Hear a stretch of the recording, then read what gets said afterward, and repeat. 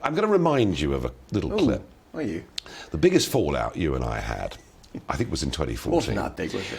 Well, it was when your newspaper said in the European elections, please don't vote UKIP, otherwise the European Commission will be beastly to us. And I did ring you up and ask whether you had been taken over by some sort of Vichy state.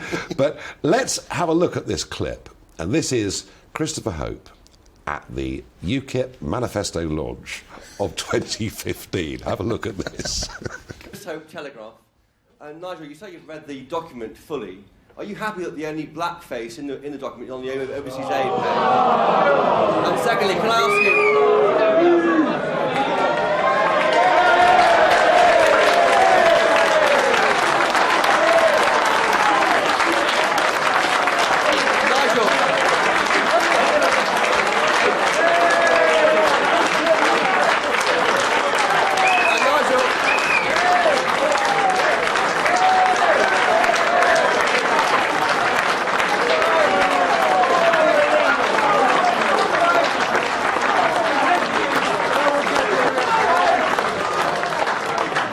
Thank you, Nigel. If you answer the question, please, Nigel. And second thing. As I said, I've known you a very, very long time. This was Christopher Hope basically saying that UKIP's only got one black face. And if you looked in the room, we probably had more black they all stood up. Asian candidates than any other political party ever. Said, like, we're here. I mean...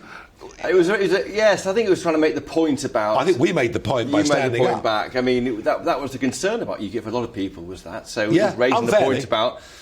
the international aid page being the only place where you allow those from the minority ethnic. But the room was full of our ethnic candidates. Yeah, and you had this appalled, shocked look on your face, and you slow hand clapped me. In the end, I joined. You loved it though. It was before Trump. Yes, it was pre-Trump. I mean, I should have said you're fake news. At the time, your colleague, your press guy, Gawain Taylor, the way he'd done it, he had a microphone on a broom handle, which he'd lower in, and we as journalists trying to hang on to it, and I was trying to ask more questions, and I ended up lying across the lap of Andy Bell, screaming, answer the question, Nigel, into it.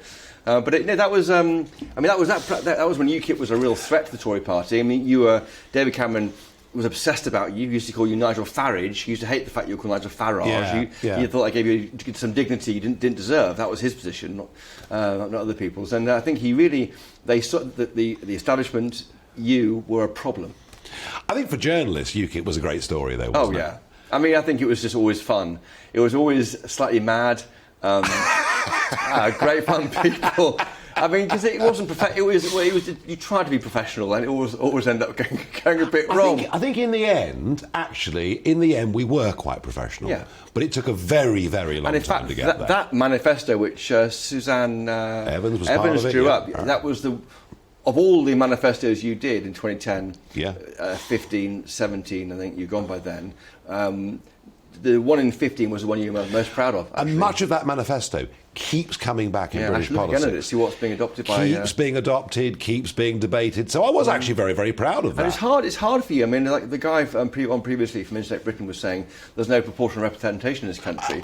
And that was that's what launched UKIP. Yeah. If Labour hadn't brought it in 1997, 99. That gave you your grip on power. That's right. It was getting into the European Parliament. That was the irony of UKIP. Yeah. It was being in the European Parliament, coming fourth in the first Euro election we fought, then third, then second, then first. But Labour, listen viewers, Labour created this guy.